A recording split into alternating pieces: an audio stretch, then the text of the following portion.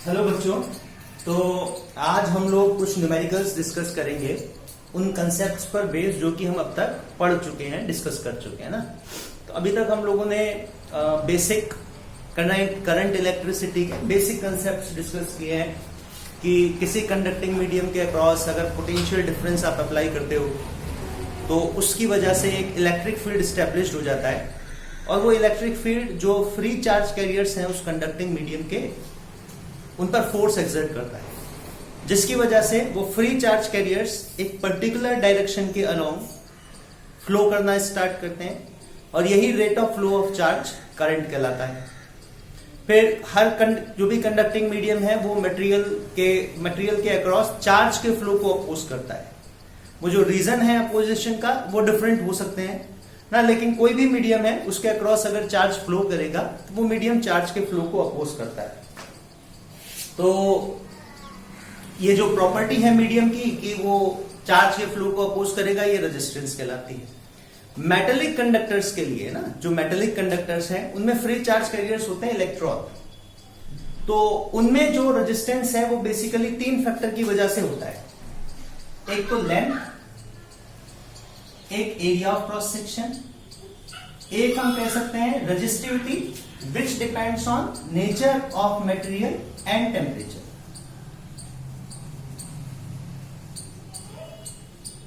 ना ये इन दो फैक्टर पे डिपेंड करता है। ये बेसिक कारण है रेजिस्टेंस के। लेंथ का क्या इफेक्ट है कि मान लीजिए एक कंडक्टिंग वायर के अक्रॉस हमने पोटेंशियल डिफरेंस अप्लाई किया V, तो हम जानते हैं जो इलेक्ट्रिक फील्ड स्टैब्लिश्ड होगा जो कि एक्चुअली इलेक्ट्रॉन को एक्सेलरेट कराएगा, वो इलेक्ट्रिक फील्ड लेंथ के इनवर्सली प्रोपोर्शनल होता है, वो V/L आएगा।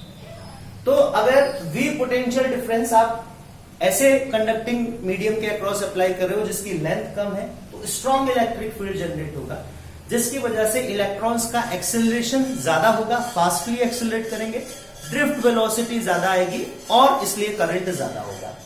करंट ज्यादा होगा तो एक गिवन पोटेंशियल डिफरेंस के लिए करंट जितना ज्यादा आएगा, V को हम कांस्टेंट कर दें कि पोटेंशियल डिफरेंस V अप्लाई करें, करंट जितना ज्यादा आएगा मतलब रेजिस्टेंस उतना कम है। तो इस तरह से हम कहते हैं कि लेंथ के डायरेक्टली प्रोपोर्शनल होता है रेजिस्टेंस। लेंथ जितनी ज्यादा होगी रेजिस्टेंस उतना ज्यादा होगा। एरिया ऑफ क्रॉस सेक्शन, मान लीजिए लेंथ इतनी है, अगर एरिया में बढ़ा देता हूं, वायर जो है ज्यादा थिकनेस की लेता हूं, तो volume, total amount of volume क्या हो गई, बढ़ गई। तो टोटल फ्री चार्ज कैरियर्स क्या होंगे, number of electrons per unit volume, free electron density मान लीजिए L है, तो टोटल चार्ज कैरियर्स जो है, टोटल फ्री चार्ज कैरियर्स वो L इंटू वॉल्यूम। वॉल्यूम बढ़ेगी तो total amount of free charge carriers बढ़ेंगे। मान लीजिए पहले जब ये थिन वायर थी तो इसमें 10 इलेक्ट्रॉन थे, अब वायर आपने थिक ले लिया तो हो सकता है 100 इलेक्ट्रॉन है। तो जब ज्यादा फ्री चार्ज कैरियर्स होंगे तो करंट ज्यादा आएगा, अगेन रेजिस्टेंस कम होगा। तो एरिया ऑफ क्रॉस सेक्शन ज्यादा होने से रेजिस्टेंस कम हो जाता है। फिर नेचर ऑफ मटेरियल पे क्यों डिपेंड करता है, क्योंकि ये जो इलेक्ट्रॉन, फ्री इलेक्ट्रॉन्स मूव करते हैं कंडक्टर के अक्रॉस, कंडक्टर की वॉल्यूम में जो फ्री इलेक्ट्रॉन मूव करते हैं पॉजिटिव आयंस के साथ कोलाइड करते हैं, है ना। तो जब भी एक इलेक्ट्रॉन पॉजिटिव आयन के साथ कोलाइड करेगा वो उसको डीएक्सेलरेट करता है, उसको उसकी डायरेक्शन से डिफ्लेक्ट कर देता है, तो इसलिए इलेक्ट्रॉन फ्रीली मूव नहीं कर पाता। तो ये जो कोलिजन है इलेक्ट्रॉन्स का पॉजिटिव आयंस के साथ, this is the reason for deceleration of electron, जिसकी वजह से उनकी ड्रिफ्ट स्पीड कम हो जाती है, करंट कम हो जाता है। तो जितने ज्यादा कोलिजन होंगे रेजिस्टेंस उतना ज्यादा होगा, है ना। और टेम्परेचर पे, क्योंकि टेम्परेचर जितना, ये जो पॉजिटिव आयंस है ये ऑसिलेट करते हैं, अपनी मेन पोजीशन पे वाइब्रेट करते हैं। टेम्परेचर जितना ज्यादा होगा इनकी जो थर्मल काइनेटिक एनर्जी है वो उतनी ज्यादा होगी, एम्पलीट्यूड ऑफ वाइब्रेशन उतना ज्यादा होगा। तो इनका एम्पलीट्यूड ऑफ वाइब्रेशन टेम्परेचर के साथ बढ़ता है, जिसकी वजह से जो इलेक्ट्रॉन के कोलिजन की फ्रीक्वेंसी है, जो प्रोबेबिलिटी है इलेक्ट्रॉन के कोलिजन की, वो बढ़ जाती है।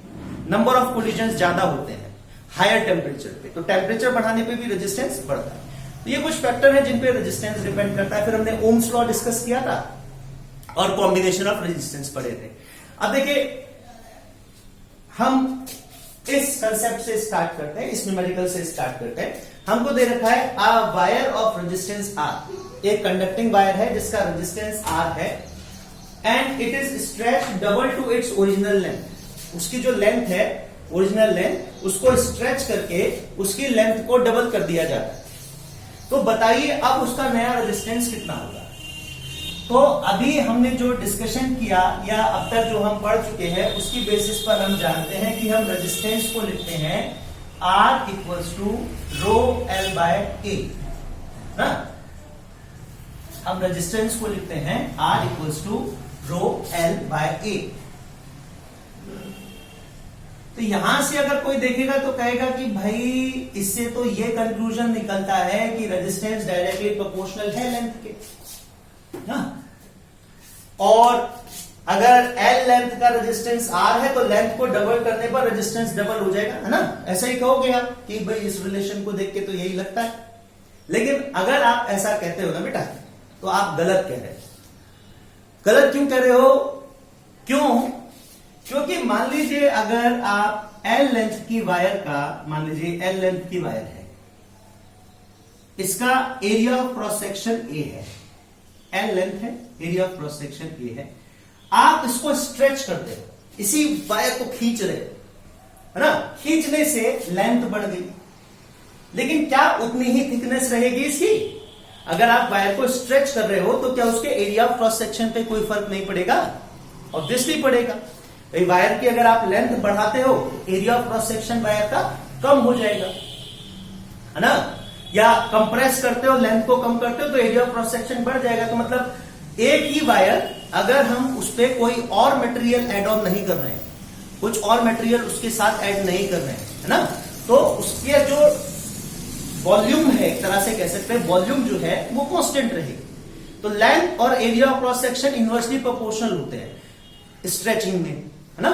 चेंज इन लेंथ और change in area of cross section inversely proportional होते हैं। लेंथ बढ़ाओगे एरिया ऑफ क्रॉस सेक्शन कम हो जाएगा, लेंथ इंक्रीज होगी एरिया घटेगा, लेंथ कम होगी एरिया बढ़ेगी, ठीक है। तो इसको मैं और थोड़ा अगर जस्टिफाई करूं तो मैं ये कह सकता हूं कि भाई मान लीजिए इस वायर का जो मास है अभी वो m है, ठीक है।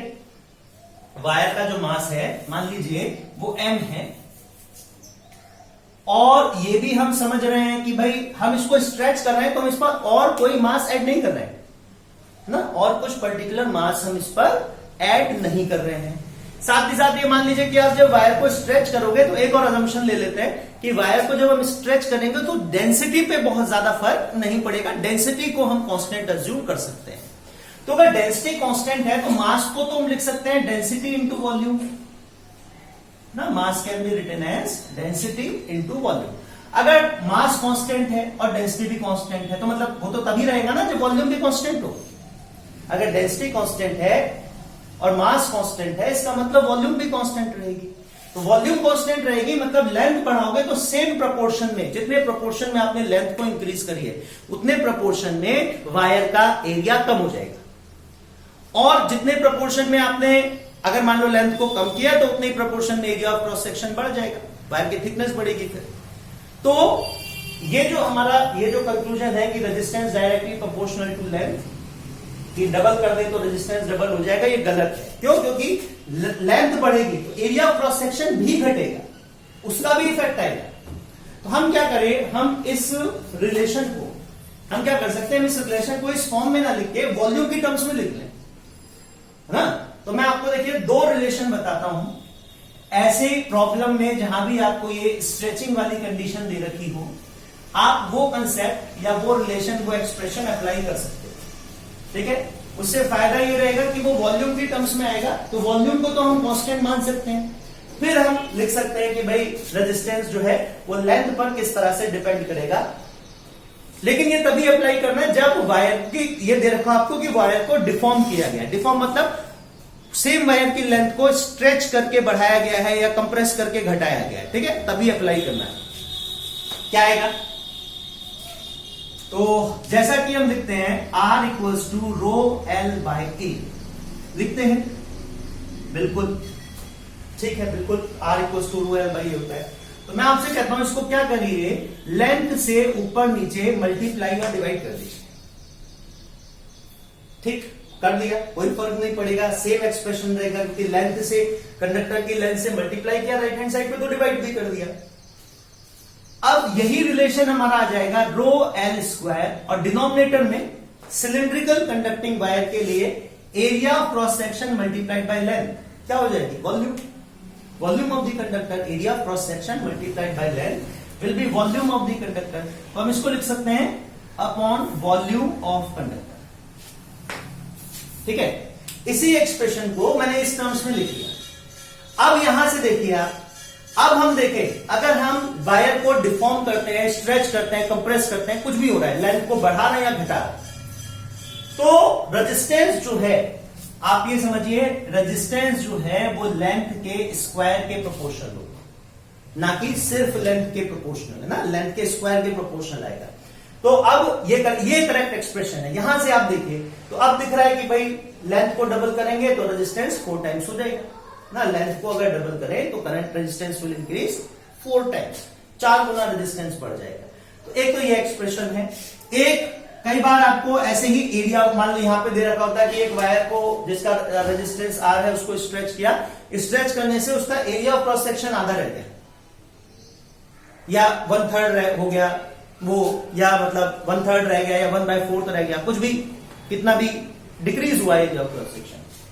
तो एरिया के टर्म्स में भी हम इस एक्सप्रेशन को डिराइव कर सकते हैं कि वैसे तो R equals to rho L by A होता है, लेकिन क्या करो एरिया ऑफ क्रॉस सेक्शन से ऊपर नीचे मल्टीप्लाई डिवाइड कर दो, तो ये क्या हो जाएगा rho upon area square into volume.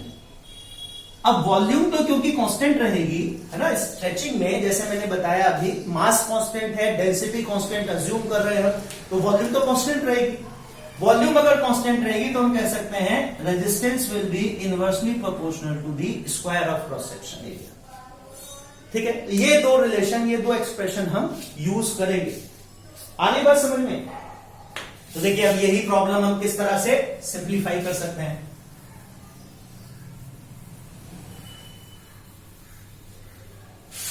इसी प्रॉब्लम को हम कैसे आसानी से सिंप्लीफाई कर सकते हैं। तो हम देखेंगे कि resistance equals to rho into L square upon volume होता है। ठीक, तो जब रेजिस्टिविटी रो है, एल लेंथ है और वॉल्यूम वी है, हम लिख सकते हैं कि भाई मान लीजिए इसका resistance rho L square upon V है। अब जब वायर को आप स्ट्रेच करोगे तो ये बात समझने की कि रेजिस्टिविटी पे कोई फर्क नहीं पड़ता है, और ये भी मान लीजिए कि जो स्ट्रेच या कंप्रेस आप कर रहे हो उससे टेम्परेचर में बहुत ज्यादा चेंज नहीं आ रहा, टेम्परेचर लगभग कांस्टेंट है, तो रेजिस्टिविटी तो कांस्टेंट रहेगी। समझ रहे हैं ना? वायर को स्ट्रेच किया आपने, मान लो कॉपर की वायर है, आपने उसको स्ट्रेच किया तो खींचने से सोने की वायर तो बन नहीं जाएगी, गोल्ड में तो कन्वर्ट हो नहीं जाएगी, या सिल्वर तो बन नहीं जाएगा वो मटेरियल। तो नेचर ऑफ मटेरियल सेम रहेगा स्ट्रेच करने पर, प्लस टेम्परेचर भी अगर सेम रहे, टेम्परेचर भी कांस्टेंट रहे, हम मान लें कि कोई थर्मल चेंज नहीं हो रहा है, थर्मल प्रॉपर्टी में कोई चेंज नहीं हो रहा है मटेरियल की, उसको डिफॉर्म करने पर, तो हम कह सकते हैं कि भाई रेजिस्टिविटी तो कांस्टेंट ही रहेगी ना। वॉल्यूम हम कह रहे हैं स्ट्रेच करने पर वॉल्यूम में कोई फर्क नहीं पड़ेगा। तो अब मान लीजिए अगर हम उसकी लेंथ को डबल कर देते हैं, है ना, अब हमको दे रखा है कि उसकी जो नई लेंथ है एल डैश वो पहली वाली लेंथ का डबल है, तो नया रेजिस्टेंस, न्यू रेजिस्टेंस मान लीजिए आर डैश लिख लें। तो आर डैश कितना है, रेजिस्टिविटी और वॉल्यूम तो कांस्टेंट रहेंगे इस डिफॉर्मेशन प्रोसेस में, तो हम इसको 2L लिख लेंगे, तो 2L का स्क्वायर कितना आ जाएगा, ये 4L square rho upon volume. ये rho L square upon volume, ये हमारा पहले वाला टेम्परेचर है, तो हम लिख सकते हैं आर डैश जो नया रेजिस्टेंस आएगा वो पुराने वाले रेजिस्टेंस का 4 टाइम्स। ठीक, तो इस तरह से सिंप्लीफाई कर सकते हैं। चलिए एक और क्वेश्चन करते हैं इसी कंसेप्ट पर based.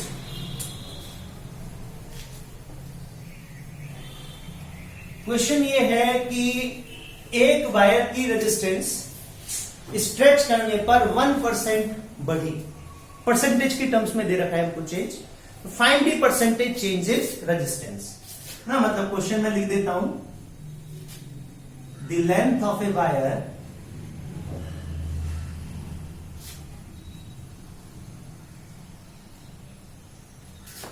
Increases by 1% on stretching. ठीक है, उसको स्ट्रेच करने पर वो 1% इंक्रीज होता है। Find percentage change in its resistance, उसके रेजिस्टेंस में परसेंटेज चेंज बताइए कितना है। ठीक है, अब देखिए इसको किस तरह से सिंप्लीफाई करेंगे हम। अभी हमने लिखा कि अगर हम वायर को स्ट्रेच करते हैं तो हम लिख सकते हैं R इक्वल्स टू, और मान लीजिए हमको क्वेश्चन में दे रखा है कि लेंथ पे फर्क पड़ रहा है, तो बेटर है कि अगर जो चेंज हमको डिफॉर्मेशन जो हो रही है वायर की, जो चेंज हो रहा है उसकी डायमेंशन में, वो लेंथ की टर्म्स में दे रखा है, तो हम एक्सप्रेशन को भी लेंथ की टर्म्स में ही एक्सप्रेस करें रेजिस्टेंस को। तो हम लिख सकते हैं रो एल स्क्वायर अपॉन वॉल्यूम। ठीक, तो यहां से हम देखें रो और वी कांस्टेंट रहते हैं स्ट्रेचिंग प्रोसेस में, डिफॉर्मेशन प्रोसेस में रो और वी पर कोई खास फर्क नहीं पड़ता है, कांस्टेंट ही रहते हैं। तो हम लिख सकते हैं कि यहां से तो ये कंक्लूड हुआ कि रेजिस्टेंस जो है वो लेंथ के स्क्वायर के प्रोपोर्शनल है। ठीक है, अच्छा इसी एक्सप्रेशन को कि भाई रेजिस्टेंस चेंज हुआ, लेंथ चेंज होने पर रेजिस्टेंस चेंज होगा, रो और वी कांस्टेंट रहेंगे। तो रेजिस्टेंस में अगर मान लीजिए आपको रिलेटिव चेंज निकालना है, मैं आपसे कहता हूं find relative change in resistance, कि ओरिजिनल रेजिस्टेंस R है और मान लीजिए जो चेंज हुआ वो बहुत कम चेंज हुआ dr, तो रिलेटिव चेंज कैसे निकालोगे आप? हाँ भाई, रिलेटिव चेंज कैसे निकालेंगे? कैसे निकालेंगे? डिफरेंशिएट कर लीजिए इसको। हम इसको डिफरेंशिएट करें, लेफ्ट हैंड साइड पे तो ये आ जाएगा dr, ठीक। राइट हैंड साइड पर हमारे पास रो अपॉन वी तो कांस्टेंट है, ये तो डिफरेंशिएट होंगे नहीं। एल स्क्वायर का डिफरेंशिएशन करेंगे तो ये आ जाएगा 2l dl। ठीक, समझ रहे, डिफरेंशिएट कर लिया। डिफरेंशिएशन भी तो यही बताता है rate of change of quantity, तो वही हम डिफरेंशिएट करके रेट ऑफ मतलब चेंज इन रेजिस्टेंस, क्योंकि वो लेंथ के स्क्वायर के प्रोपोर्शनल है, तो लेंथ चेंज होगी तो रेजिस्टेंस चेंज होगा, तो चेंज इन रेजिस्टेंस डिफरेंशिएट करके फाइंड आउट कर सकते हैं। बिल्कुल, रिलेटिव चेंज निकालना है तो ओरिजिनल रेजिस्टेंस से डिवाइड कर दो, dr बाय r करो, dr बाय r करोगे तो रो upon volume into 2l dl divided by row upon volume into l square आएगा भी। r जो है वो तो ये हो गया रो l स्क्वायर अपॉन v, तो रो अपॉन v और रो अपॉन v तो कैंसिल आउट हो जाएंगे, एक l से एक l कैंसिल आउट हो जाएगा, तो ये हमारे पास आएगा सॉल्व होके dr by r equals to 2 times of dl by l, है ना। इसी इक्वेशन को 100% से मल्टीप्लाई कर दो, तो dr by r into 100% equals to 2dl by l into 100%। समझ में आ रहा है? ये क्या हो गया? ये हो गया परसेंटेज चेंज इन r, ये क्या हो गया? Percentage change in length. तो एक तरह से मैं लिख सकता हूं percentage change in resistance will be equal to 2 times of percentage change in length. कर सकता हूं, ठीक है। और अगर कर सकता हूं तो बड़ी आसानी से लिख सकता हूं मैं भाई परसेंटेज चेंज इन r कितना आएगा? 2 times of percentage change in length, जो हमको 1% दे रखा है। तो रेजिस्टेंस कितना बदलेगा? 2%। चेंज इन रेजिस्टेंस जो है वो 2% आएगा अगर लेंथ जो है वो 1% चेंज होती है ऑन स्ट्रेचिंग दी वायर। ठीक है, आया समझ में ये सभी के? ठीक, चलिए फिर अगला हम लोग नेक्स्ट न्यूमेरिकल्स पे चलते हैं। चलिए नेक्स्ट क्वेश्चन हमको ये दे रखा है कि a wire of resistance R is bent into the shape of a circle and a battery is connected it across its diametrically opposite points. Find its effective resistance. तो यह है कि एक मान लीजिए वायर है जिसकी लेंथ L है, रेजिस्टेंस R है। क्या किया गया कि इस वायर को बेंड करके एक सर्किल बना दिया गया। ठीक है, कोई प्रॉब्लम नहीं, कि वायर जो है उसको सर्किल की शेप में बेंड कर दिया। और हमसे कहा जा रहा है कि एक बैटरी कनेक्ट की गई है इसके डायमेट्रिकली अपोजिट पॉइंट्स के बीच में। तो कोई भी 2 डायमेट्रिकली अपोजिट पॉइंट्स ले लो, मान लीजिए जैसे एक पॉइंट ये A ले लेते हैं ना, और एक ये B ले लेते हैं। यहां इनके बीच में एक बैटरी कनेक्ट की जाए, कोई भी 2 डायमेट्रिकली अपोजिट पॉइंट्स ले सकते हैं आप। मान लीजिए 20 वोल्ट की बैटरी हम इसके डायमेट्रिकली अपोजिट पॉइंट्स के बीच में कनेक्ट करते हैं, तो होगा क्या भाई, कंडक्टिंग वायर है, इसका गिवन रेजिस्टेंस है, ये कुछ करंट ड्रॉ करेगी बैटरी से, मान लीजिए ये जो टोटल करंट ड्रॉ करेगी आएगी, लेकिन जैसे ही ये करंट यहां आएगा, है ना, जैसे ये चार्ज, तो चार्ज के पास में दो अवेलेबल पाथ है, ये तो मैंने लाइन डॉटेड लाइन ड्रॉ करी है डायमेट्रिकली अपोजिट पॉइंट्स को लोकेट करने के लिए, इसको हम अगर हटा दें तो देखिए दो पाथ है, लो पोटेंशियल तक, हाई पोटेंशियल से लो पोटेंशियल तक फ्लो करने के लिए चार्ज के पास दो अवेलेबल पाथ हैं, एक तो चार्ज इस पाथ से जा सकता है, एक चार्ज इस पाथ से जा सकता है, ठीक। तो एक तरह से हम कह सकते हैं कि वायर जो है वो दो डिफरेंट कंडक्टर में बट जाएगी, और ये दोनों जो डिफरेंट कंडक्टर्स हैं इनके अक्रॉस क्योंकि करंट का डिस्ट्रीब्यूशन हो रहा है, तो हम कह सकते हैं कि ये दोनों क्या है, पैरेलल कॉम्बिनेशन में है ना। तो ये दो अलग अलग रेजिस्टेंस की तरह बिहेव करेंगे which are in parallel combination. अब पैरेलल कॉम्बिनेशन में तो हम इक्विवेलेंट निकाल लेंगे रेजिस्टेंस वायर का, लेकिन हमको क्या चाहिए, हमको ऊपर वाली वायर का रेजिस्टेंस और नीचे वाली वायर का रेजिस्टेंस पता करना है, क्यों, क्योंकि हमको टोटल रेजिस्टेंस गिवन है। अब भाई सिंपल सी बात है, अगर इसको सर्किल की शेप में बैंड कर रहे हैं तो 2 पाई आर जो सर्किल का सर्कमफेरेंस है, मान लीजिए रेडियस स्मॉल आर है, वो तो एल के बराबर ही है, लेंथ तो उतनी है वायर की, स्ट्रेच वगैरह नहीं हो रही है, स्ट्रेच नहीं हो रही है वायर, है ना, तो सेम एल लेंथ है वायर की, तो 2 पाई आर को ही हम एल लिख सकते हैं। तो वायर के आधी लेंथ पाई आर कितनी हो गई, L/2, ठीक।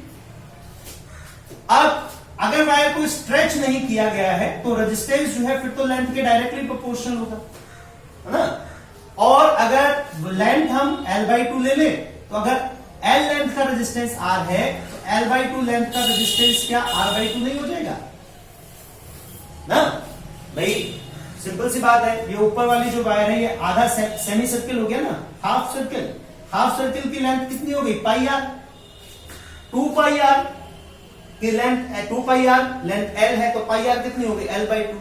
अब हम कह रहे हैं टोटल L लेंथ का रेजिस्टेंस कैपिटल R है, तो भाई L/2 का कितना हो गया, तो अगर वायर को स्ट्रेच नहीं किया जाए, हम डिफॉर्म नहीं करें वायर को, तो जो रेजिस्टेंस है वायर का वो उसकी लेंथ के डायरेक्टली प्रोपोर्शनल होता है, तो अगर लेंथ आपने आधी कर दी तो रेजिस्टेंस भी हाफ हो जाएगा। तो देखिए रेजिस्टेंस अगर हाफ हो जाता है तो हम कह सकते हैं कि भाई ऊपर वाला जो पार्ट है उसका रेजिस्टेंस है R/2 और नीचे वाला जो पोर्शन है उसका भी रेजिस्टेंस है R/2। तो इनका इक्विवेलेंट कितना आएगा पैरेलल कॉम्बिनेशन में, R इक्विवेलेंट इक्वल्स टू, देखते हैं पैरेलल कॉम्बिनेशन में दो वायर्स, दो रेजिस्टेंस का equivalent R1 R2 upon R1 plus R2, तो R1 R2 R/2 into R/2 हो जाएगा R²/4 divided by R/2 plus R/2 denominator में करेंगे तो R ही आएगा ना, R/2 प्लस R/2 R हो जाएगा। तो हमारे पास ये R²/4 डिवाइडेड बाय R, इसकी इफेक्टिव वैल्यू मतलब इस वायर की का इफेक्टिव रेजिस्टेंस आ जाएगा, इसको सिंप्लीफाई करें तो R/4। तो this wire will now act as an conductor और resistance of equivalent value R/4, ठीक है।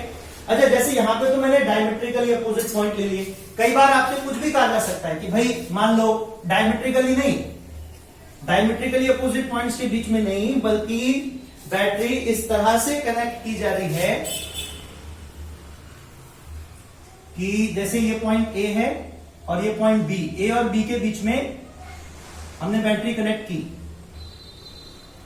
ठीक है, A और B के बीच में बैटरी कनेक्ट की जा रही है, और इस तरह से कि A और B ये जो पॉइंट है ये मिलके एक क्वार्टर सर्किल फॉर्म करते हैं, है ना, मतलब AB जो लेंथ है वायर की, it is quarter length of the whole circle. ये एंगल जो है ये 90 डिग्री सब्सटेंड है। अब बताइए इफेक्टिव रेजिस्टेंस कितना आएगा, कहानी अभी भी यहां पे वही है, बस हमको ये आर्क की लेंथ देखनी है, AB जो आर्क है इसकी लेंथ कितनी आएगी। तो देखिए हम कह सकते हैं कंप्लीट सर्किल जो है वो अगर देखा जाए सेंटर पे टोटल एंगल कितना सब्सटेंड करता है, 2 पाई, तो 2 पाई के लिए लेंथ कितनी है, L। यूनिट रेडियन के लिए, 1 रेडियन के लिए लेंथ कितनी आएगी, L/2 पाई, और ये लेंथ, ये हमारा 90 डिग्री को क्या लिख सकते हैं, π/2, तो मैं रेडियन की टर्म्स में सब्स्टिट्यूट कर रहा हूं एंगल को, तो π/2 रेडियन की लेंथ, ये आर्क AB की जो लेंथ है वो कितनी आएगी, L/2π इंटू π/2, है ना। समझ रहे कि कंप्लीट सर्किल, कंप्लीट सर्कमफेरेंस के लिए जो एंगल सब्सटेंड होता है सर्किल पे वो 360 डिग्री, 2π रेडियंस में हम लिखेंगे, ठीक है। तो 2π radians corresponds to length L, तो 1 radian will correspond to length L/2π, simple unitary method है। तो π/2 radians will correspond to length, कैसे निकालेंगे, L/2π multiplied by π/2 which will be equal to L/4। ये लेंथ हो गई हमारी L/4, AB जो लेंथ है वो हमारी L/4 हो गई। अब हम देखें जो हमने पहले डिस्कस किया था कि अगर वायर को स्ट्रेच वगैरह नहीं किया जा रहा है, डिफॉर्म नहीं किया जा रहा है, तो फिर रेजिस्टेंस लेंथ की डायरेक्टली प्रोपोर्शनल होता है। तो अगर L लेंथ का रेजिस्टेंस R है तो L/4 लेंथ का रेजिस्टेंस कितना होगा, R/4। अच्छा ये R/4 है, तो बाकी जो लेंथ बची उसका रेजिस्टेंस कितना आएगा, तो R में से R/4 माइनस कर दीजिए, है ना, कितना आ जाएगा 3R/4। तो बाकी की जो वायर बची उसका उसकी लेंथ कितनी आएगी 3L/4, तो उसका रेजिस्टेंस 3R/4 हो जाएगा। अब निकाल लीजिए इक्विवेलेंट, R इक्विवेलेंट कितना आएगा, R1 R2, R1 कितना हो गया R/4, R2 कितना हो गया 3R/4 upon R1 plus R2।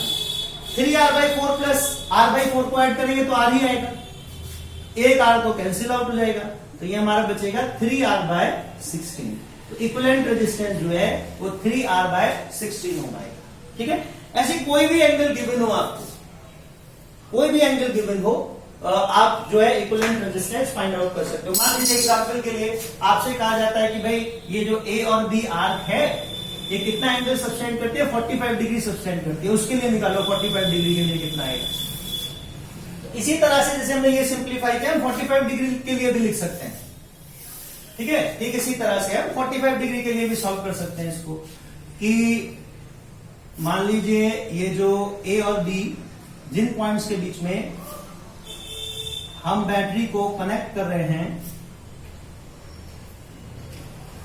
ये जो एंगल सब्सटेंड कर रहे हैं 45 डिग्री है, बैटरी यहां पे कनेक्ट कर रहे हैं, तो सेम वही कंडीशन है कि भाई जो करंट, टोटल करंट ड्रॉ होगा उसके हाई पोटेंशियल से लो पोटेंशियल जाने के पास दो पाथ हैं, एक तो ये लंबा पाथ और एक ये छोटा पाथ। तो ये जो टोटल वायर है ये दो रेजिस्टेंस की तरह बिहेव करेगी, दो जो कि पैरेलल कॉम्बिनेशन में। क्यों, क्योंकि करंट का डिस्ट्रीब्यूशन हो रहा है, कुछ करंट इधर से फ्लो करता हुआ आएगा, कुछ करंट ए से बी तक आ जाएगा, ठीक है। कितना करंट फ्लो करेगा वो रेजिस्टेंस पे डिपेंड करेगा दोनों पाथ के, जैसे हम डिस्कस कर चुके हैं कि रेजिस्टेंस जो है वो मिनिमम पाथ फॉलो करता है, जिस पाथ का रेजिस्टेंस ज्यादा होगा उसके अक्रॉस कम करंट फ्लो करेगा। तो पहले क्या करें, पहले इनका रेजिस्टेंस फाइंड आउट कर लें। रेजिस्टेंस फाइंड आउट करना कोई मुश्किल नहीं है कि भाई रेजिस्टेंस जो है वो तो लेंथ के डायरेक्टली प्रोपोर्शनल होता है, तो आप तो लेंथ बताओ, लेंथ कितनी है। तो हम देखें AB आर्क की लेंथ निकालें, तो फिर वही यूनिटरी मेथड लगाएं कि 2π रेडियंस जो है they corresponds to length L, तो 1 radian will correspond to length L/2π। तो ये जो हमारा ये कितने रेडियन है, इसको 45 डिग्री को आप रेडियंस में एक्सप्रेस करिए, तो 45 डिग्री आएगा π/8 रेडियन ना, 45 degree will be equal to π/8 radians. तो π/8 रेडियंस कितनी लेंथ आ जाएगी फिर आर्क AB की, तो L/2π को π/8 से मल्टीप्लाई कर दीजिए, ये आ जाएगा आपके पास L/16, ठीक है।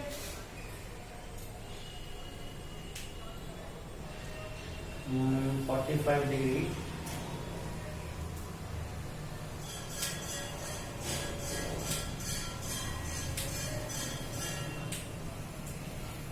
हाँ जी ठीक, L/16 आएगा, ठीक। तो हम कह सकते हैं कि भाई अगर ये देखा जाए तो AB का जो रेजिस्टेंस है, AB आर्क का जो रेजिस्टेंस है वो कितना हो गया, वो जाएगा, जैसे लेंथ अगर L/16 हो गई, L लेंथ का रेजिस्टेंस R है, तो L/16 लेंथ का रेजिस्टेंस R/16 हो जाएगा, जस्ट सिंपल, ठीक है।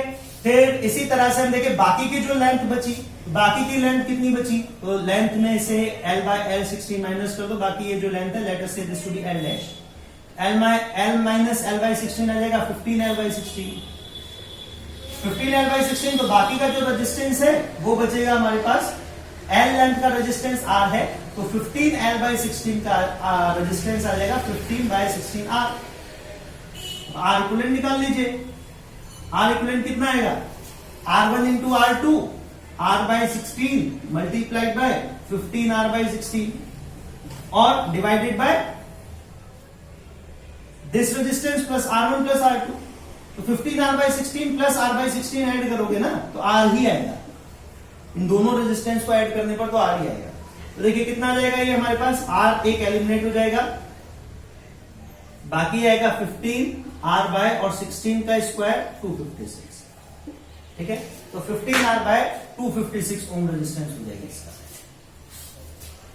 ठीक है। तो इस तरह से आपको किन्हीं भी 2 पॉइंट्स के बीच में दे रखा हो, बस आपको ये समझना है कि जब एक वायर को आप बेंड करके सर्किल शेप में, सर्कुलर शेप में और किन्हीं 2 पॉइंट्स के बीच में कनेक्ट कर रहे हो बैटरी को, तो वायर 2 डिफरेंट पार्ट्स में डिवाइड हो जाएगी। जो टोटल करंट फ्लो करेगा वो वायर के 2 हिस्सों से फ्लो करेगा अलग अलग, तो it will act as 2 different resistances connected in parallel combination, combined parallelly, ठीक है, पैरेलल कॉम्बिनेशन की तरह बिहेव करेगा। तो आपको जो रेजिस्टेंस, सबसे पहले तो ये फैक्ट यूज करते हुए कि रेजिस्टेंस लेंथ के डायरेक्टली प्रोपोर्शनल है, आप दोनों हिस्सों का अलग अलग रेजिस्टेंस निकाल लीजिए, है ना, रेजिस्टेंस निकाल लेंगे, फिर बाकी इक्विवेलेंट निकालना है दोनों का पैरेलल कॉम्बिनेशन, ठीक। तो इस तरह की जो प्रॉब्लम्स हैं ये तो हम ऐसे सॉल्व कर सकते हैं। अब देखिए बाकी एक क्वेश्चन हमारे पास ये है, ग्राफ बेस्ड क्वेश्चन है।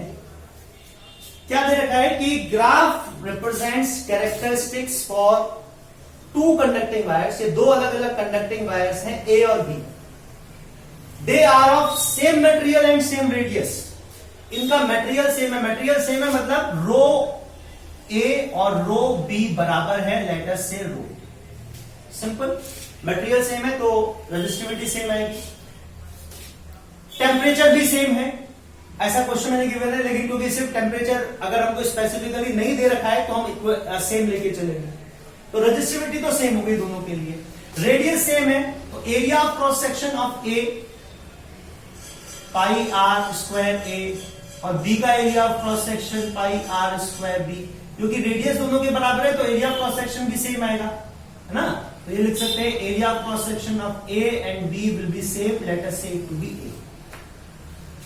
तुमको बताना है find which wire is longer, इसमें से कौन सी वायर लंबी है। तो सबसे पहले तो हम ये देखें कि भाई इसमें से रेजिस्टेंस किसका ज्यादा है, ए या बी का, क्योंकि दोनों लाइंस जो है उनका एंगल एक्स एक्सिस से अलग अलग है, इसका एंगल कम है, इसका एंगल ज्यादा है। तो टेंजेंट थीटा जो कि इस स्ट्रेट लाइन ग्राफ का स्लोप होगा, tangent theta slope equals to tangent theta, तो हम लिख सकते हैं, हम जानते हैं थीटा अगर छोटा हो तो टेंजेंट थीटा भी कम होता है, थीटा इंक्रीज हो 0 to 90, थीटा बढ़ता है तो टेंजेंट थीटा की वैल्यू बढ़ती है ना, tan 0 0 होता है, tan 30 1/√3, tan 45 1 हो जाता है, tan 60 √3, तो वैल्यू धीरे धीरे बढ़ रही है, tan 90 नॉट डिफाइंड या इनफाइनाइट कह देते हैं। तो tan थीटा की वैल्यू जो है वो थीटा 0 to 90 के बीच में थीटा बढ़ेगा तो टेंजेंट थीटा की वैल्यू भी इंक्रीज होगी। यहां पे हम कह सकते हैं कि slope of A, slope of line corresponding to resistance A is greater than slope of line corresponding to wire B, ना, कि वायर ए का स्लोप ज्यादा है, वायर बी के लिए जो स्लोप है वो कम है। अब देखें इस ग्राफ से देखें स्लोप क्या आएगा, तो देखें भाई dy by dx कितना आएगा, dy by dx v by i, और v by i according to Ohm's law v by i तो r होता है। तो हम ये कह सकते हैं कि भाई इस ग्राफ का जो स्लोप है, slope of graph equals to resistance. अच्छा ये आपको मैंने पहले ही बताया, ध्यान देना है, y एक्सिस पे v है, x एक्सिस पर i है, तो स्लोप रेजिस्टेंस के बराबर है। कई बार इसको i और इसको v देते हैं, y एक्सिस पर i दे देंगे, x एक्सिस पर v, तो आपको समझना पड़ेगा, फिर स्लोप 1/r के बराबर आएगा, ठीक है। अभी तो हम लिख सकते हैं slope of a is greater than slope of b। तो यहां से क्या कंक्लूड कर सकते हैं, क्या ये नहीं कंक्लूड कर सकते कि भाई अगर क्योंकि स्लोप रेजिस्टेंस के बराबर है, तो अगर ए का स्लोप बड़ा है तो मतलब ए का रेजिस्टेंस ज्यादा है, बी का रेजिस्टेंस कम है ना।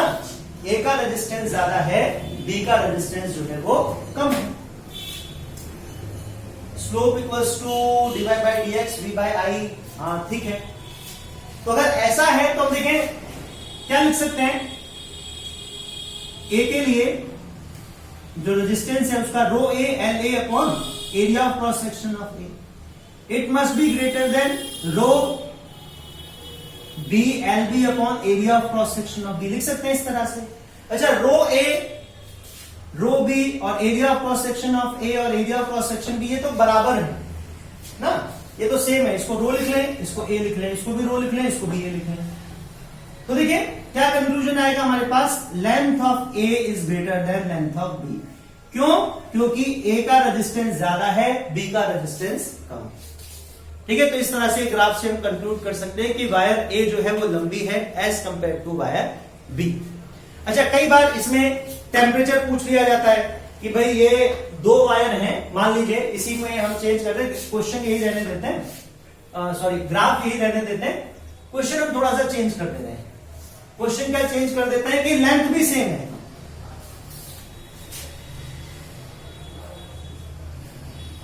सेम वायर है, सेम मटेरियल के हैं, सेम रेडियस है, मतलब दो वायर्स हैं, सेम मटेरियल की है, रेडियस भी सेम है।